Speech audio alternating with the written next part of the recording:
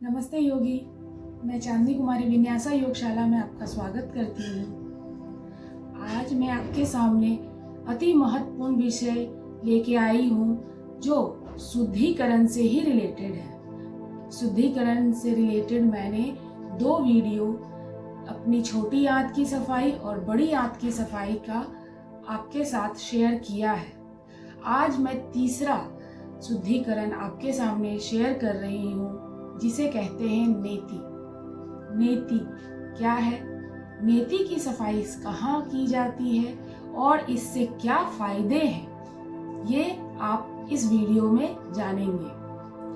तो नेति जो है हमारे कपाल क्षेत्र मतलब हमारे खोपड़ी के पास जो अशुद्धियां हैं ये उसकी सफाई करती है। नेति क्रिया 2 प्रकार के होते हैं, जल नेति, सूत्र नेति। हमारे ग्रंथों में लिखा गया है कि नेति करने से जो हमारा चेहरा है वो दिव्य होता है।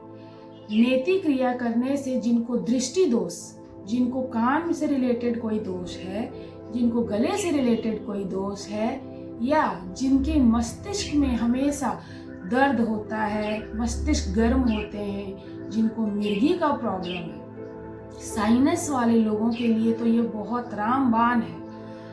ब्रोंकाइटिस जिनको है, दम्मा है, कफ रोग से रिलेटेड जितने भी बीमारियां हैं, अगर वो नेति का प्रयोग करें तो उनको बहुत फायदा होगा।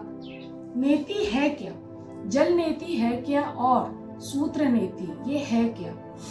तो ग्रंथों में बताया गया है, हठ योग ग्रंथों में, कि जल को अपने नासिका से ले और दूसरे नासिका से निकाले, इसे कहते हैं जल नेति। जल नेति करने की जो प्रक्रिया है, सुबह प्रातः काल सबसे पहले अंदर से पहले डिटॉक्स हो ले, फिर एक टोटी आती है जो नेति पॉट कहते हैं जिसे, वो आराम से किसी भी मेडिकल स्टोर में आपको अवेलेबल है या आप ऑनलाइन उसे मंगवा सकते हैं।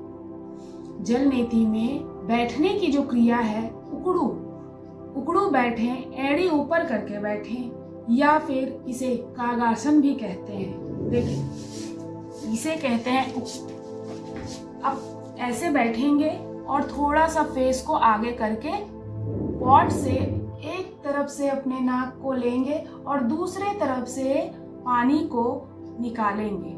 फिर यही प्रोसीजर को दूसरे एक नाक से लेंगे और धीरे धीरे दूसरे से निकालेंगे। इसे कहते हैं जल नेति। इससे बहुत सारी बीमारियां दूर होती है।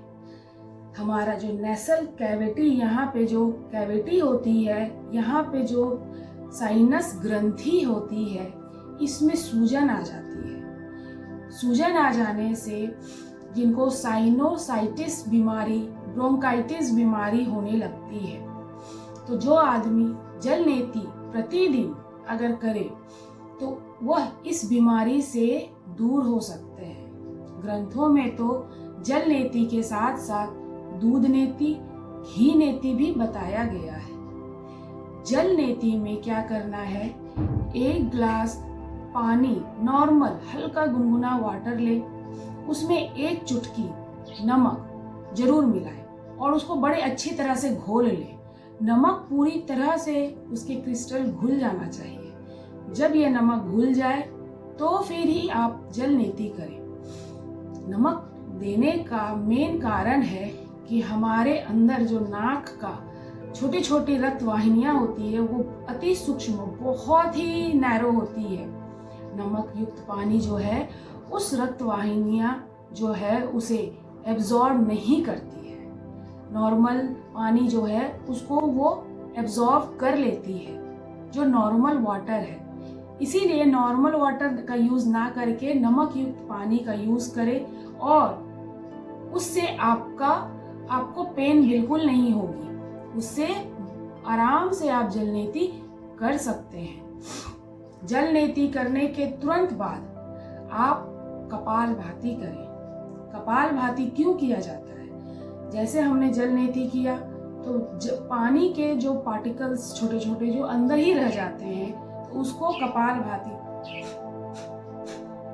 करके जो एक्सेस वाटर, एक्स्ट्रा वाटर है जो, वो धीरे धीरे निकल जाता है, उसे आप क्लीन कर लें। ये है जल नीति। अब आते हैं सूत्र नीति। सूत्र नीति में कॉटन का सूत्र ले, वो 7 से 8 इंच का लंबा सूत्र होगा। इसमें क्या करते हैं, इसमें ना वैक्स मतलब मोम को पिघला ले और उस धागे को उस मोम में आगे का 2 से 3 इंच उसमें डाल दें। इससे क्या होगा, ये जो आगे का पार्ट है वो थोड़ा हार्ड हो जाता है, क्योंकि नॉर्मल धागा आप ऐसे डालेंगे तो वो अंदर नहीं जा पाएगा, वहां पे वो घुमाव नहीं आ पाएगा। इसीलिए सूत्र नीति में आगे में थोड़ा सा वैक्स, पहले तो उस धागे को अच्छे गुनगुने पानी से धो ले, फिर उसमें आगे थोड़ा वैक्स लगा ले, और वो जब हल्का हार्ड हो जाएगा तो धीरे धीरे अपने नाक में उस सूत्र को धीरे धीरे डाले और फिंगर से स्लोली उस नाक से होता हुआ हमारे मुंह से वो धागा ऐसे निकलेगा, और जब वो निकल जाए तो धीरे धीरे उसका घर्षण करें, फिर धीरे धीरे नाक से उसे वापस निकाल के उस धागे को धो ले। फिर इसी प्रक्रिया को दूसरे नाक से करें, फिर धागे ले और इधर से निकाल के इधर से निकले, और फिर उसको धीरे धीरे धीरे धीरे करें और उसे फिर नाक से वापस धीरे से निकाल लें। इस प्रक्रिया को थोड़ा आराम से करें, क्योंकि अंदर के जो हमारे वेन्स हैं वो बहुत छोटे छोटे होते हैं। कस के करेंगे तो वहाँ प्रॉब्लम हो सकती है। हो सकता है सूत्र नीति में शुरुआत में थोड़ी सी दर्द हो या थोड़ा सा खून निकले, लेकिन ये घबराने की बात नहीं है।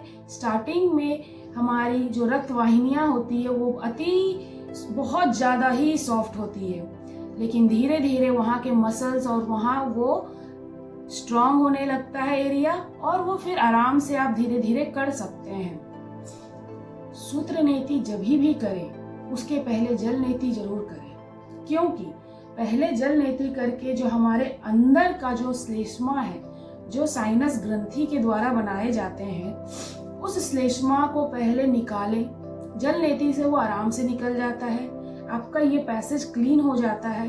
फिर सूत्र करें।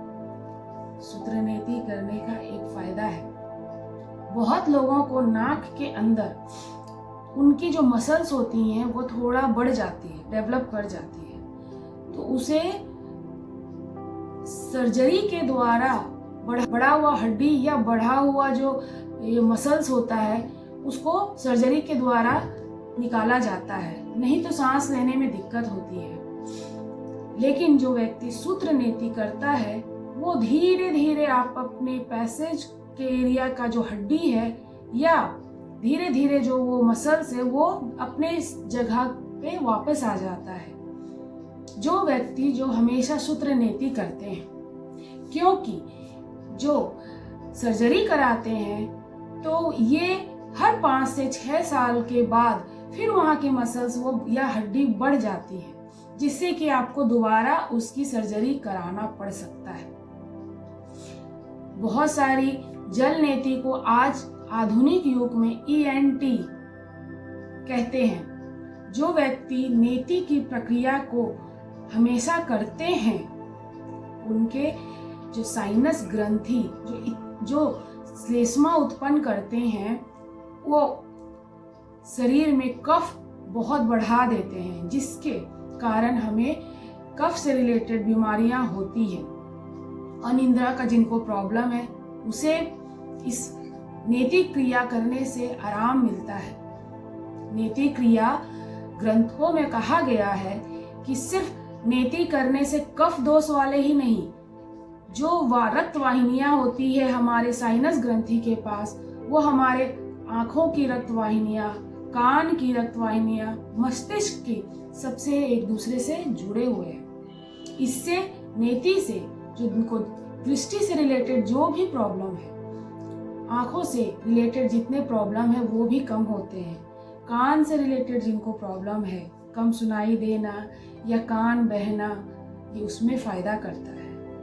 और अनिद्रा वाले को तो फ़ायदा करता ही है। जिनके मस्तिष्क में कहते हैं बुखार चढ़ गया, जिनको कहते हैं मिर्गी आता है, ये उसमें भी बहुत अच्छा करता है काम। नेति प्रक्रिया करने से सिर्फ दृष्टि दोष दूर नहीं होते हैं, यहाँ तक कि दिव्य दृष्टि की प्राप्ति भी होती है, ऐसा ग्रंथों में लिखा गया है। अगर आप इसको करें तो आपका जो आज्ञा चक्र है, जो हमारे दोनों भवों के मध्य में जो पीछे पीनल ग्लैंड होते हैं, उसके पास आज्ञा चक्र जो होते हैं वो एक्टिव होते हैं और ध्यान की ओर अग्रसर होते हैं। योगी मेडिटेशन के लिए ये बहुत अच्छा है, क्योंकि हमारा सारा मस्तिष्क सफाई होता है और इससे हमारे चेस्ट बलवान भी होते हैं।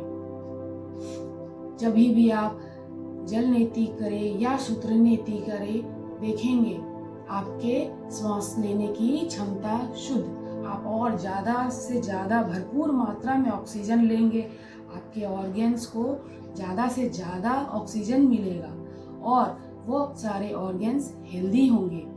तो इस तरह से जितना ज़्यादा से ज़्यादा आपका शरीर हेल्दी होगा तो आपका तो काया चेंज होगा ही, आपके शरीर में परिवर्तन होगा ही।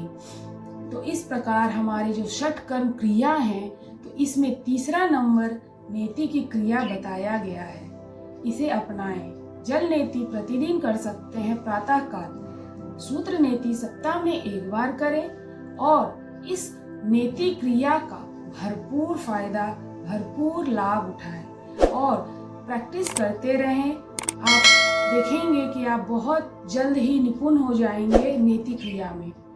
इससे बहुत तरह की बीमारियों से आप बच सकते हैं। नमस्ते योगी। अगर आपको मेरा ये वीडियो अच्छा लगा हो तो प्लीज़ लाइक करें, सब्सक्राइब करें।